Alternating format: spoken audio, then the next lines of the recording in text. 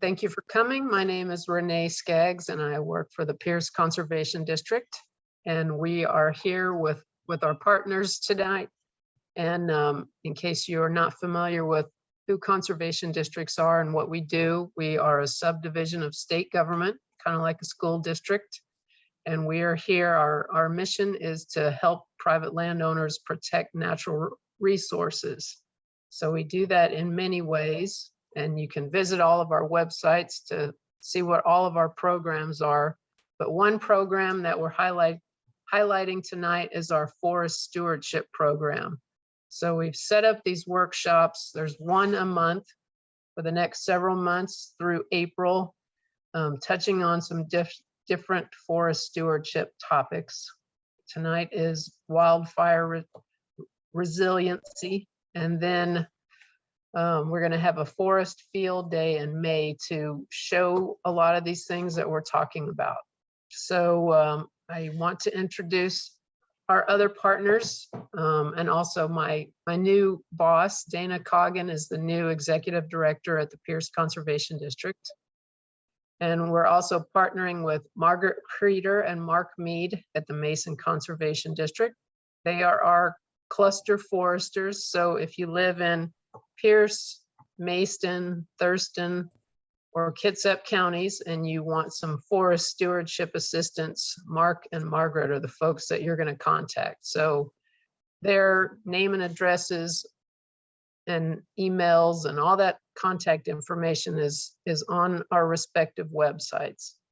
And then we're also tonight partnering with our speaker, Matt Axe, who's from the King Conservation District.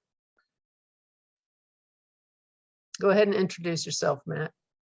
Thank you, Renee, and hello, everyone. My name is Matthew Axe, as Renee said. I am the Wildfire and Forest Resiliency Coordinator with King Conservation District. I serve King Conservation District, King County residents around wildfire mitigation and forest health concerns. I'd like to thank all of you all for joining us this evening. I'm taking time out to learn a little bit more about wildfire.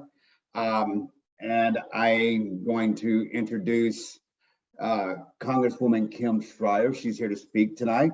She is a representative of Washington's 8th Congressional District, which includes much of King, Pierce, Kitsap, Kittitas, Chelan counties, and portions of Douglas County. She serves on the House of Agricultural Forestry Subcommittee, where she has been actively working to support wildland fire prevention and mitigation efforts. Prior to being elected to Congress, she was a pediatrician in Issaquah. Congresswoman, I'd like to welcome you, and please speak whenever you're ready. Well, thank you, Matthew, and thank you, Renee, as well. And thank you. I'm so glad to be here with the South Sound Conservation Districts. Thank you for inviting me to join you this evening. This has become a passion of mine over the past 3 years. We all know that wildfires have been growing in number and scale and duration over the past 20 years. In 2020, 2017, 2015, more than 10 million acres burned nationwide, an area more than 6 times the size of Delaware. Now, here in Washington state, more than 670,000 acres burned last year. And last year was not an unusual year. In fact, it wasn't even close to a record year in our state. But it's part of this long-term trend toward more frequent, more intense, more devastating fires, and towards summers where we're really choking on smoke. Science tells us how we got here: warming climate, lots of underbrush, tinder dry forests that pests love to invade, and then a century of all-out fire suppression efforts have created these overcrowded, fuel-thick, unhealthy forests. And when we think of wildfires, many of us think of Eastern Washington, but the last 2 years have shown that Western Washington communities need to be at the ready and prepared as well. Homeowners and community members have an important role to play, and you'll hear more from Matthew about what you can do to keep yourself and your neighbors safe. The Washington Department of Natural Resources estimates that over 85% of wildfires are caused by people. And so you, by the things that you do or don't do, can help prevent fires. In Congress, I have consistently supported local fire prevention and response. I had an amendment in the 2021 NDAA, the Defense Authorization Act, to make it easier to transfer equipment like helicopters from the Department of Defense to fire departments. I introduced something called the National Prescribed Fire Act last year, and elements of this bill made it through in the bipartisan infrastructure bill. It supports pre-fire prescribed burns as an essential science-based strategy to take out some of that underbrush, to have a controlled fire, basically to choose how we get our smoke. Do we get it a little bit to prevent the big conflagrations, or do we take it all at once in the summer? I've sent letters to the Forest Service and the Department of the Interior, raising concerns about these increasing catastrophic wildfires in the West and requesting agencies assess the cost of fighting these and put whatever resources we possibly can to preventing and mitigating. I led a bipartisan appropriations letter supporting the state and volunteer fire assistance programs, which gives funding to state and local volunteer fire departments, who are often the first responders to wildfires. So we all have to be ready. Now at home, we are in Western Washington and not a budding forest. So we are at lower risk, but my family and I have talked through this. We're mindful of our yard and not having brush right next to the house. We're mindful of the holes under the rafters, and that embers can get in there. In fact, that's how a lot of fires start in rural areas. And we have talked about where we would meet in case of an emergency. I believe you'll be learning about the 6 Ps tonight, what you should take with you if you have to evacuate. So I'm hoping that you find tonight really important and informational. We all need to be prepared in a changing climate to take care of our own property, to protect ourselves and our neighbors, to keep our community safe, and to keep our firefighters safe and let them do their job, but not put more work on them than they already have to do. So let's all do our part and make sure we don't get hit with catastrophic wildfires. Thank you, and I will turn this back to Matthew. Well, again, I want to thank everyone for joining us tonight to talk about how we manage wildfire risk for our Western Washington home. And I want to take this chance again to thank Congresswoman Shrier for joining us and speaking about this, because it's an ever-rising concern here in Western Washington. I also want to say, due to partnerships with conservation districts throughout the South Puget Sound, it is my pleasure to be part of this four-part workshop series around wildfire and forest concerns in Western Washington. Let me get some things straightened out here. Okay, let's get started. So what I want you to do here for a minute is take a minute and think about why this house survived the wildfire event. And at the end of the presentation, see if your thoughts were correct on why this home survived. Tonight, I'm going to talk about King Conservation District and all the other districts that are participating in this, Western Washington wildfire patterns, fire behavior, defensible space, and last but not least, I'm going to talk about evacuation plans. Since 1949, KCD has been helping people in King County manage their natural resources. Conservation District staff educate landowners, schools, scientists, consultants, and agencies in how to recognize problem situations and how to avoid from creating them. But tonight we're going to speak about wildfire. Wildfire mitigation is just one of many services KCD provides to King County residents. If you haven't already, look up your county's conservation district, see what services they provide you. Now let's talk about why we're all here. Wildfire. As the Congresswoman had suggested, in 2020, 10 million acres burned nationally due to wildfire events, with the devastating wildfires in California and Oregon that year burning just over 5 million acres and damaged and destroyed multiple structures. In 2020, Washington State had approximately 1,700 fires that burned a total of 813,000 acres and damaged and destroyed 724 homes. But here in Western Washington, historically, we have those large catastrophic fires every few hundred years. They're usually classified as stand replacing. With our droughtier and hotter summers in Western Washington, the risk of being affected by a wildfire is rising. In 2020, the Sumner grade fire, which a lot of you from Pierce County are very familiar with, burned approximately 700 acres and damaged and destroyed multiple homes, along with being one of the largest wildland urban interface fires we have seen in Western Washington in some time.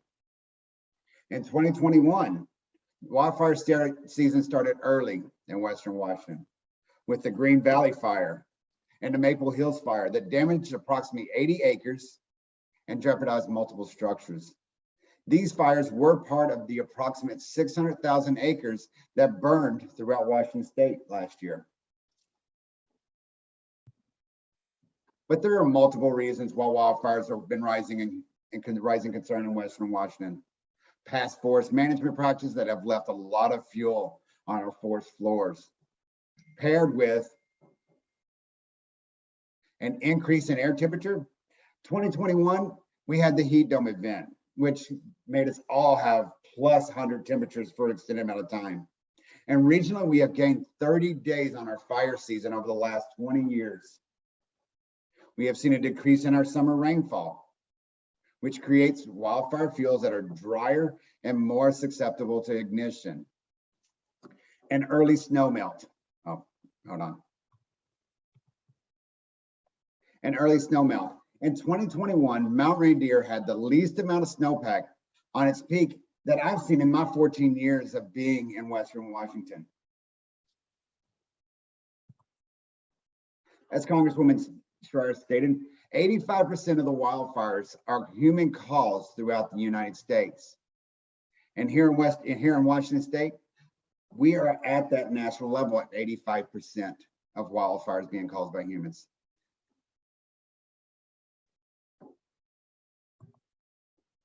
But hold on, there are a few reasons why this is increasing. We have seen an substantial increase in development in our wildland urban interface. The wildland urban interface is also referred to as the WUI. This is an area where houses and business start to abut to or intermingle with forested or natural areas. Development in these areas poses additional risks that are related to wildfires. First, we could see an increase in human ignition wildfires because of an increase in activity. A few examples of these man-made ignitions are campfires, off-road vehicle recreation, firearms, cigarette butts, and last but not least, fireworks. Secondly, wildfires that occur will pose a higher risk to lives and home. They will be harder to fight, and we will not be able to let natural fires burn. We cannot stop wildfires, but we can reduce our chance of them affecting us. But now let's discuss how we can determine how wildfires can start and spread. We determine how fire can be start and spread when we look at the fire triangle. The fire triangle, we need oxygen, heat, and fuel for fire to exist. The fire behavior triangle tells us how to determine on what a fire is going to do, but we still need fuel, weather, and topography to determine that. What I really want you to take away from these two triangles is there's one thing that we can manage, and that's fuel. We cannot eliminate fire, but we can reduce our vulnerability by managing 3 different types of fuels. Our first are our fine fuels. These are those dead, dried leaf litter, needles, small branches on or around the base of our homes. Landscape bark is also a fine fuel that dries out quickly during our summer and can become ignitable. Secondly is man-made fuels. These are our fuels that are lawn chairs, construction materials, additional structures that can increase the size of a fire and also produce more embers. Lastly are our ladder fuels. Ladder fuels are plants, woody debris, structures, and other fuels that fire spread from the surface of the ground to the canopy of the trees. Managing these ladder fuels reduces the chance of a high intensity of fire affecting our homes and structures. As you can see in this diagram, there has vegetation showing how if you reduce just one part of that ladder, you can reduce the chances of a fire getting into the count of the tree and becoming catastrophic. Having ignitable fuels around your home can increase the chances of your home being affected by a wildfire ignition source. Having an accumulation of fine fuels can be ignited by a windblown ember from a wildfire head up to a mile away. Embers can create a surface fire that could create a larger catastrophic ground fire if fuels allow a fire to climb into the canopy of our forest. I'm going to show a short video with sound that shows how communities can start to reduce their wildfire risk. Then I will continue with my presentation and on what we as landowners can do to create a defensible space.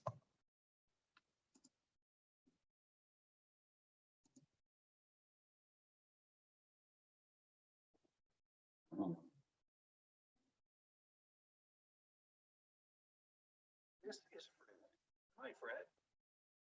Fred lives in a community that is on the edge of natural areas and where wildfire has been a part of the landscape and human history for centuries. Fred's neighborhood is much like your neighborhood and the neighborhoods of 120 million people who live in and near forests and grasslands throughout America. Because Fred lives near land that needs fire to be healthy, he knows he has to live with wildfire.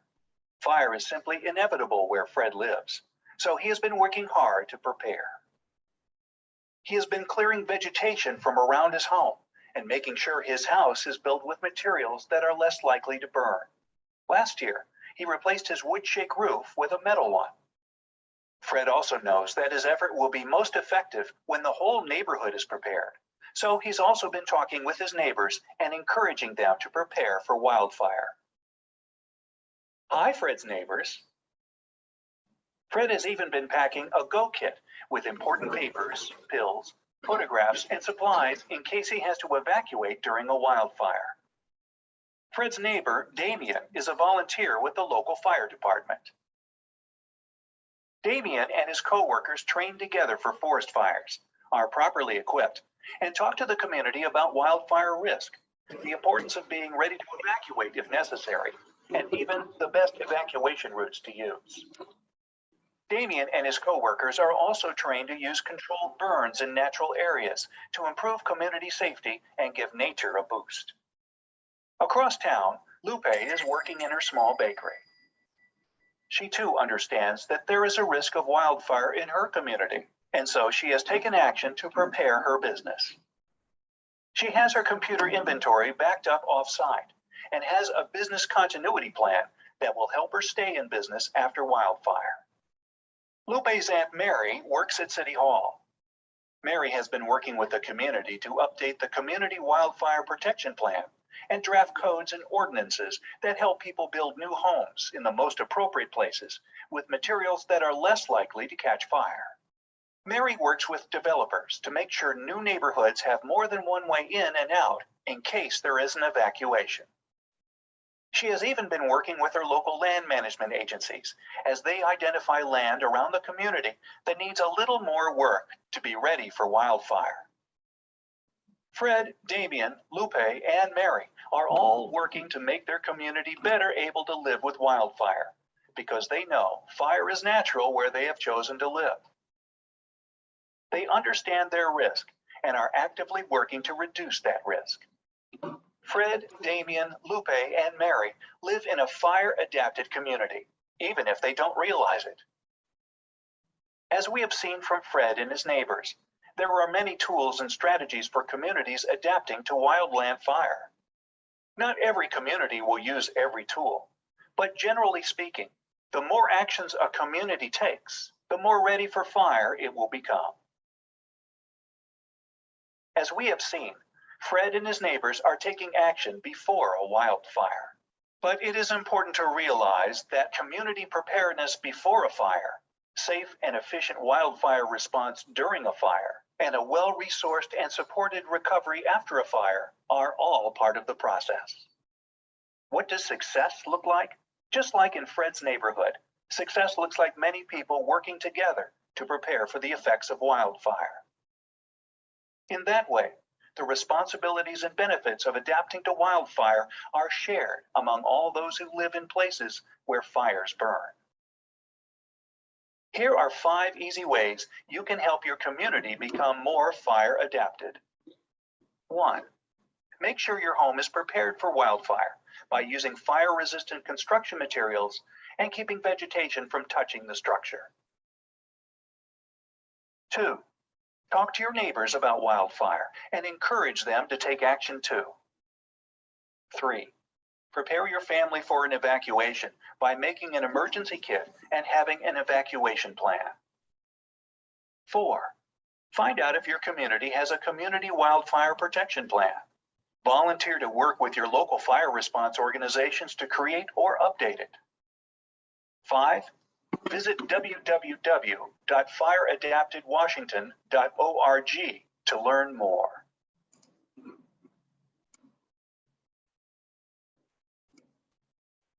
And thank you for watching that video. I hope you were able to get something out of it. For the rest of the evening, we're really going to talk about one way that communities can become fire adaptive.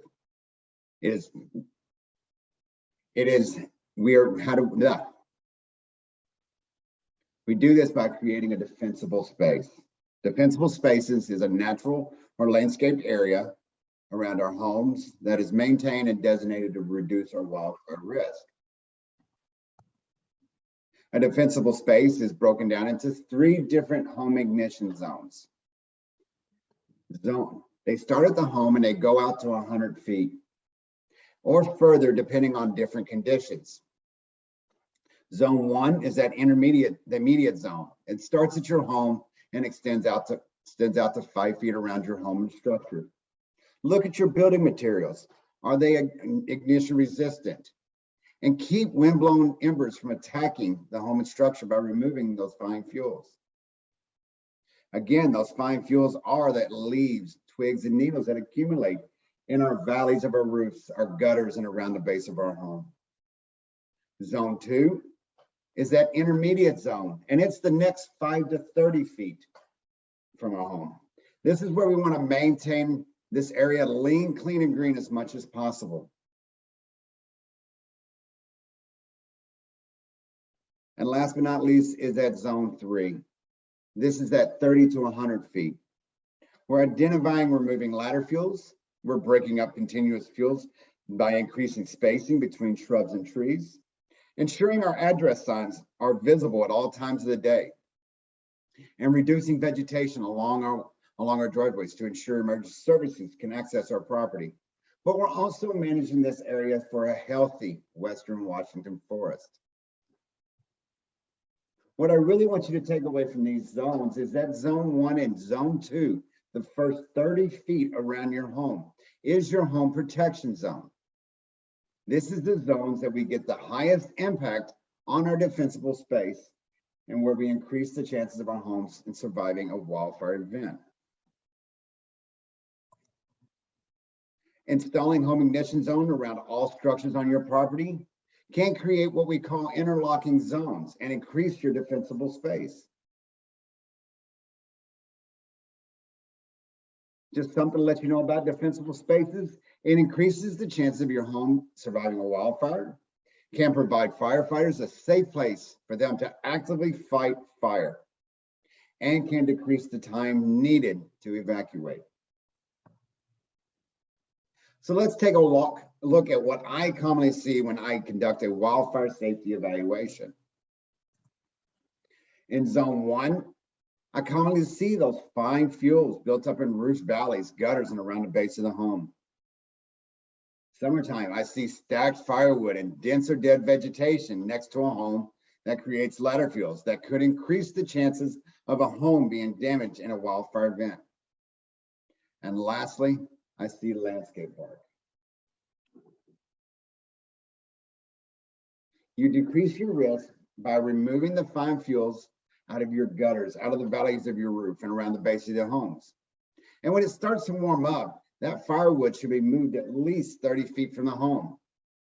And when you remove any dead vegetation and increase plant spacing, reduces that ladder fuel.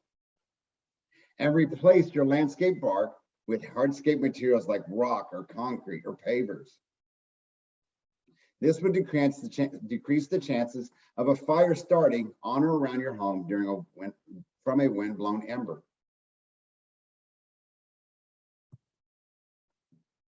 Zone 2, I typically see large gas tanks that are surrounded by vegetation, dormant or dead grass, and additional structures.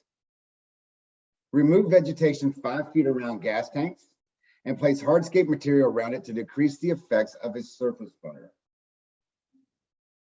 Maintain grass green and mow to 4 inches or shorter. If you're not able to keep it green, do not mow it if it went dormant and brown. You actually raise the chances of it starting your own fire. Additional structures should be managed the same way we manage our homes to potentially create those interlocking zones. In Zone 3, does your home have an address sign that is easily seen at all times of the day? Is vegetation crowding the driveway?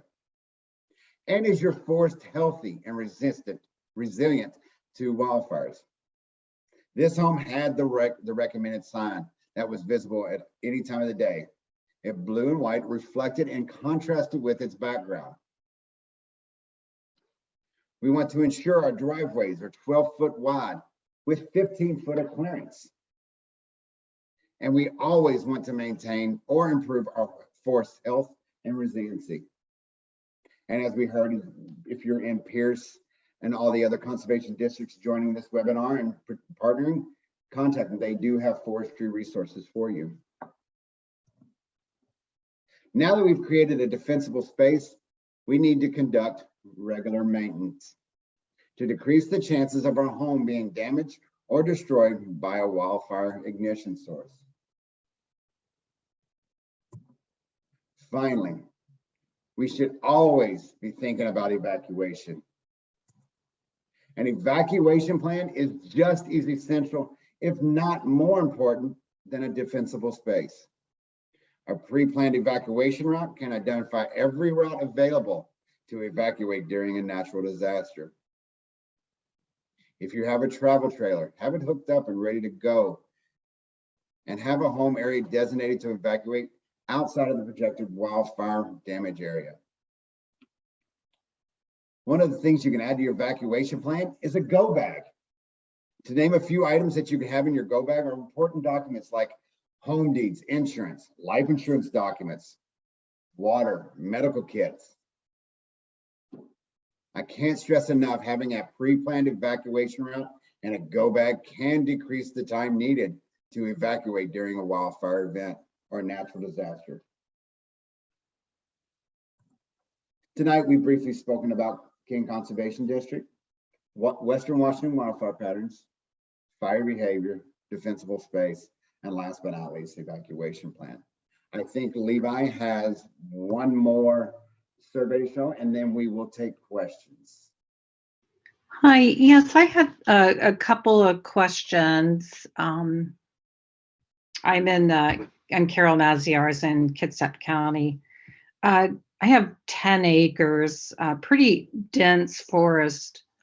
Majority of it is fir trees and cedar trees. I have a lot of underbrush that I've never cleared. It's probably about 200 feet away from the house. It's probably about 50 feet away from a barn. Should I clear it? Should I like bring it, all the brush down to ground, or? By what I'm understanding is, it sounds like your vegetation is well over, 30 feet from any structure. And by what it sounds like, this is the area where you really want to manage for that healthy, Western Washington forest.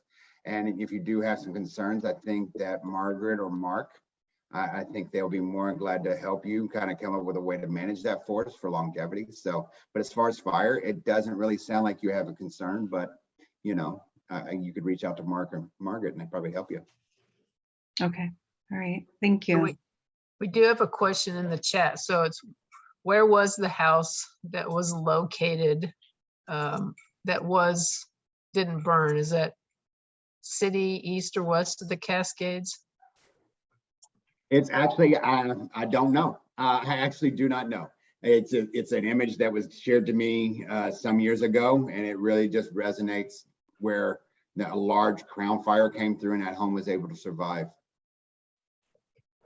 Okay. And then you mentioned that driveways should be 12 feet wide with 15 feet of clearance. Can you be more specific about the clearance? Is that overhead clearance? Yes, Tony, that is when you consider your driveway, you want 12 foot of width and you want 15 foot of head clearance. I do apologize, I wasn't clear enough on that. What you basically want to make sure is that fire engine can get through, and they need that 15 feet up clearance, not necessarily the width. Okay, so here's a long one. So communities that don't have available defensible space sizes anywhere near what is suggested. This would be, for instance, gated forest communities with large amount of common land and house property sizes of 90 feet circular property boundaries. What I would suggest, and as you heard in the video, it really, when you have these small lots and you're talking about in forested areas, working with your neighbor is really pinnacle. And what I mean by that is talking to your neighbor, having them do some of those practices to keep, fuel ladder fuels within that 30 feet, creating interlocking zones can actually help create a defensible space for the whole community. Outside of that, I would actually look at, if you have natural areas, depending on where you're at, you might want to reach out to your local conservation district and see if there's resources for you to help you manage that natural area for your community. So in the video, I just step in there real quick. Yeah, Mark. We've been doing similar projects in some communities with that exact kind of situation. And one of the things that we're looking at is the community itself has to ask for help and try to adjust for the conditions that are out there, so that both the community can live with what they get at the end of the product, as well as try to reduce that risk. And just like you put out there, it varies from site to site, but the bottom line is we're more than happy to help on that. thanks, Mark. So their fences pictured in the video look like they were transitioned from brown to gray. What are those fences made of that are more defensible to fire? Fences, which ones is he talking about? I think the fence in between the two neighbors. That's actually a metal fence with metal posts. That's what he is. He's talking about where I'm showing the driveway. Is that right, Renee? I'm not sure. Do you want to jump in here, Jane, and ask the question? Yes, please. Jane Henderson, feel free to unmute yourself.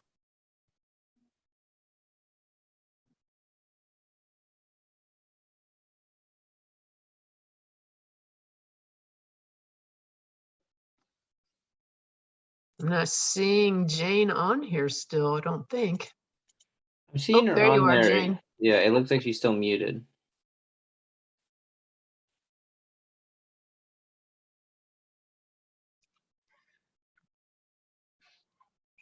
Yeah. Okay, so hover over yourself, Jane. And then there'll be a little button. Okay, while she's figuring that out, let's go to the next person. Could you restate the ideal height clearance for tree branches overhanging a structure? Typically, when you get trees within a home or a structure, we don't want to see trees within 10 feet touching the home or of a structure. So if you can keep your trees back 10 feet, it'd be great. If not, you want to prune them up to 6 to 10 feet, and just know that you're going to have an increase in fine fuels that are going to accumulate on your roof and your valleys that are going to take a little bit more work to make sure you reduce that ember damage. So if possible, push those trees away from the home. You know, I think through the NFPA Firewise Community USA site recommendations, trees need to be outside 10 feet of the home. When you go into that next zone, that zone, you know, 2, you want to be 18 feet or clustered from crown to crown, living crown to crown. Okay, looks like Jane's unmuted. Take it away, And Jane. now I've forgotten the question. You're so asking busy about the taking notes. fence in the video. Yeah, and it was throughout the video so Okay. I was just wondering, there's a metal fence. Is that a defense at all? I mean, metal doesn't burn, which is great. Really, when you come to your fences, you don't want to attach them to your structures, what you don't want. Okay, when it comes to a fence, if you have a wood fence, don't have it attached directly to your structure. Okay, what you can do is if your fence is attached to your structure, you can actually put a 5-foot like metal gate, something that is ignited so you can break up that continuous fuel source. Okay. So it's really, yes, metal doesn't burn. It does give you that sense, but what really to take away with fences, just don't have them connected to your home because it is a continuous fuel. Okay, thank you. Thank you. Sounds like you might have already answered Barb's question. Large old trees close to your home, if you limb them up higher than your roof line and clear the brush under them, would that be considered defensible space? But sounded like you answered that previously. Yeah, I just want to make sure that, you know, when you have these large trees, that you do have a tendency of having those fine fuels accumulate, and it's a little bit more work. Okay, so say a new home comes with mulch and landscaping for the backyard lot. What will you recommend to minimize the risk of wildfire?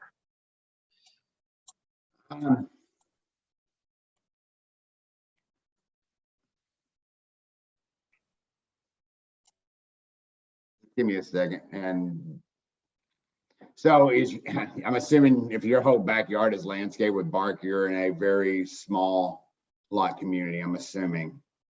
What I would actually suggest is at least getting 5 feet of non-combustible materials next to the home to where you break up that, you know, that continuous fuel, fine fuel all the way to the house.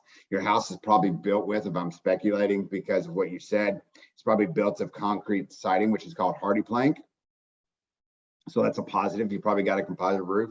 So what I would actually say is put some hardscaping within 5 feet, and then I would reach out to Mark or Margaret to get, you know, some site specific recommendations. Unless you live in King County, then you can contact me. So the next one pretty specific. Do you have recommendations on evacuation plans and designations in Kitsap County when moving livestock and horses? Mark or Margaret, do you all want to take that one because it's closer, more the evacuation? I mean, Ready, Set, Go is a great program through CAL FIRE to prepare evacuation plans. And I know here in King, the Enumclaw Fairgrounds is prepared to take our livestock and everything. Does Kitsap have something like that, Mark or Margaret?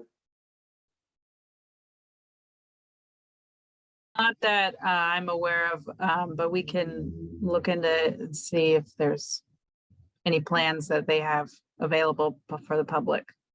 Yeah, usually each county has an emergency department, and right in Pierce County, it's the Pierce County Fairgrounds is where you could evacuate to. But I think if you can contact your Kitsap Emergency Management Agency, it's part of Kitsap government, you should be able to find that out.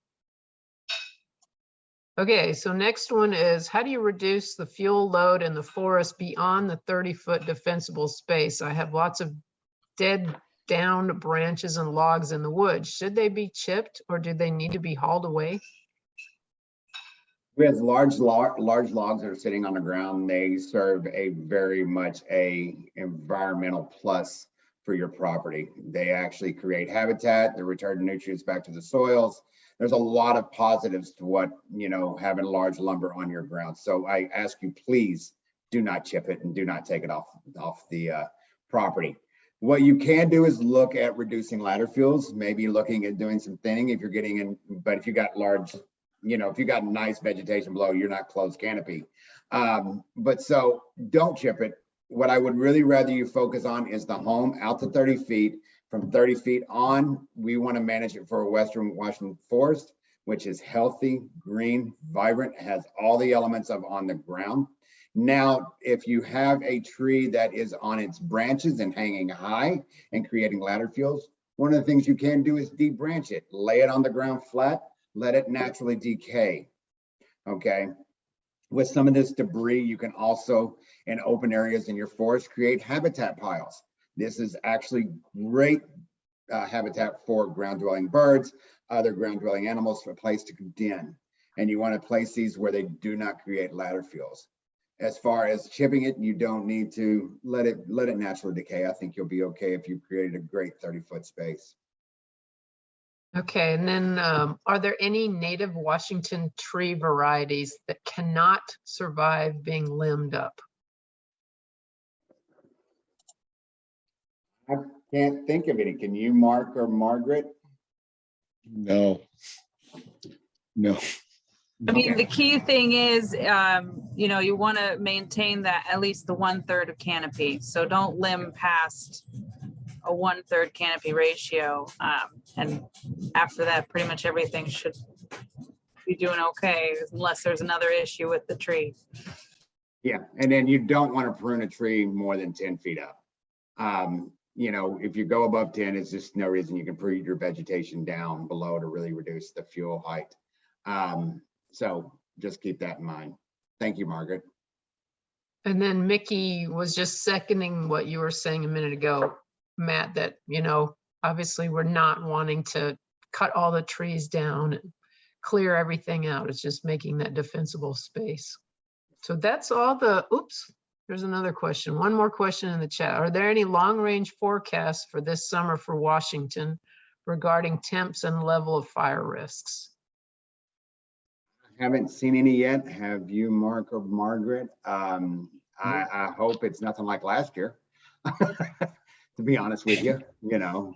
We do, you know, one of the things that's really important, you know, especially in the Pacific Northwest and in our region, is that we've had a very significant amount of rainfall this year. Yes, we have. And especially in the spring, and that's developed some pretty moist soils, as well as that fuel loading that we talk about includes the concept of the amount of moisture that is in that fuel. And so when it rains a lot, like it has this summer or this winter, you would look at a reduction in that problem.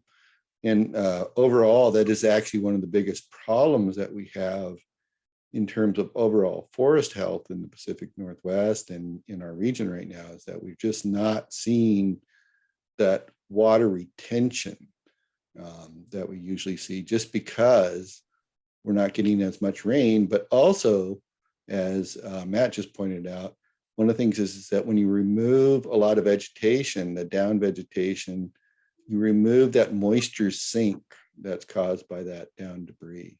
And so it's really important that we keep that there.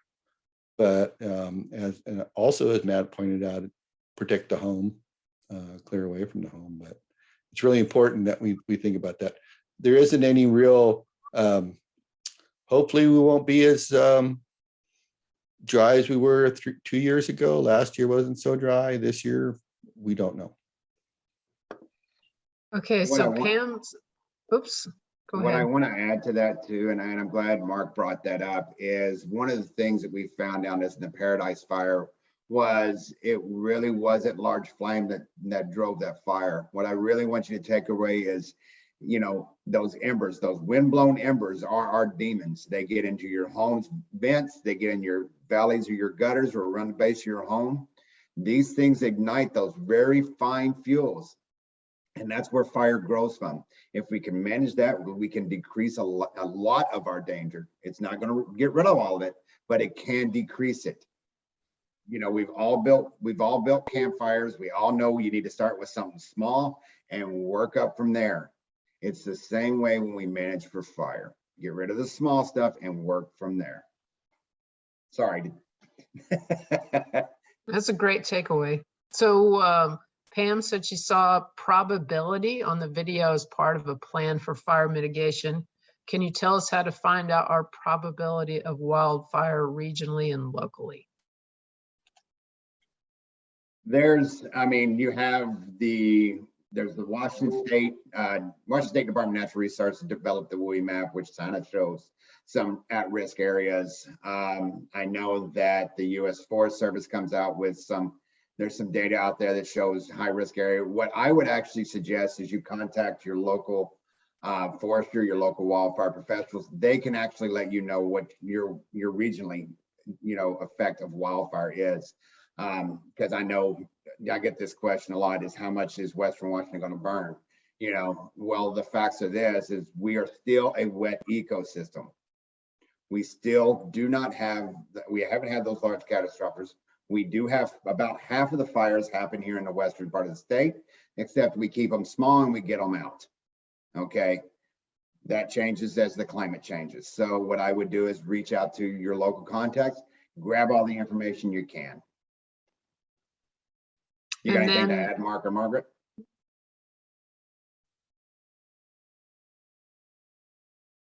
Can't hear you, Mark. Interesting enough, some studies were done over in Olympic Peninsula, and they identified a pattern over in the Olympic National Park in terms of a 5-day period where the temperatures were high enough and the winds were high enough that a catastrophic fire would occur. And it's really important to understand that these windows of opportunity for this can be that short, 5 days. And it's really important to understand that and pay attention to that when it comes out from your local advisory. And your fire department, your local fire department is very much tied into that. And they will tell you if you have some concerns. And as we all know, here in the Pacific Northwest, specific Puget Sound region, anything over 80 degrees is hot. It's very hot. And if we have anything over 80 degrees for 5 to 10 days, we've got some problems. That's unusual. So yeah, we're not Southern California. So keep that in mind. So are July and August the typical months that carry the highest wildfire risk? Historically, I have a few friends that actually fight wildland fire, and in past years, they would kind of start looking at starting fighting fires around late June, right? This year, I have a very, very close friend of mine that is a wildland firefighter engine lead of Okanagan. He is now going to start work next month to start prepping for fire season. Now, when they do that, don't be worried. They've got a lot of trainings. They've got a lot of certifications that you got to get back up on, got to get back into shape so they can fight. I just want to make sure you take that. What I would say is if you can, I typically July and August, yeah, July's getting there. August is probably one of the worst months and higher risk. And I think last year we started seeing some of it in September even. So if you can manage those fine fuels around your home, do it, please. Definitely during that August, September timeframe. I hope that helped, Rowan. So don't see any more questions in the chat. Do we have anybody else? We don't have to No, I type just them in. want to say this. Yeah, I just want to say this has been excellent. Thanks for pulling it together and outreaching to the public in general. Good resource information as well. So I also say thank you. Yes, thank you. So Scared now, but I would like to thank it. Go on, Mark. no, I just wanted to point out that one of the reasons that we're having this talk is that Margaret and I are funded under a series of grants from both the WDFW through the Washington State Conservation Commission, as well as working with the NRCS. And one of the things that we really want to point out to you is that we are providing free services to you to come out and take a look at your properties and work with you on accomplishing what you want to accomplish on your property through various types of activities, including planning for your property, fire prevention, looking at the different types of forest management practices that you can do on your property, as well as the opportunity for doing some sort of funding for that through, if you're not familiar with the National Resource Conservation Service, NRCS, and the EQUIP program, as well as several programs through the Department of Natural Resources. And we're here to give you that help, just like we do with on our agricultural conservation districts, riparian and other issues. And so non-regulatory, and we're here to help. So give us a shout if you have any questions. Thank you, Mark. That's about what I was going to say. Reach out to us. Get us busy. We want to help. We're busy. Okay, last call. Any further questions? Okay, well, thank you all so much for attending, and thanks to our speakers and Levi for assisting us, and everybody have a great evening, and we hope to see you at next month's same time, same third Thursday of the month. So please feel free to sign up for the next webinars. Thank you. Good night. Renee.